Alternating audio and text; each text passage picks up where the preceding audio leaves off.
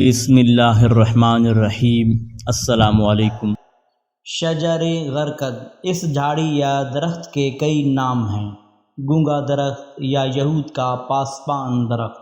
حضرت ابو ہریرہ رضی اللہ تعالیٰ عنہ سے روایت ہے کہ نبی کریم صلی اللہ علیہ وسلم نے فرمایا، قیامت قائم نہ ہوگی یہاں تک کہ مسلمان یہودیوں سے جنگ کریں اور مسلمان انہیں قتل کر دیں، یہاں تک کہ یہودی پتھر یا درخت کے پیچھے چھپیں گے تو پتھر یا درخت کہے گا، اے مسلمان، اے اللہ کے بندے، یہ یہودی میرے پیچھے ہے، آؤ اور اسے قتل کر دو، سوائے درخت غرقد کے، کیونکہ وہ یہود کے درختوں میں سے ہے۔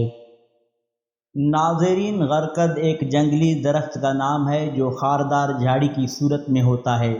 مدینہ منورہ کے قبرستان جنت البقیع کا اصل نام بقیع الغرقد ہے، اس لیے کہ جس جگہ یہ قبرستان ہے پہلے وہ غرقد کی جھاڑیوں کا خطہ تھا جو مدینہ کے اطراف صحراؤں میں پایا جاتا تھا، اس لیے یہود اب بڑے پیمانے پر ان جھاڑیوں کی کاشت کر رہے ہیں۔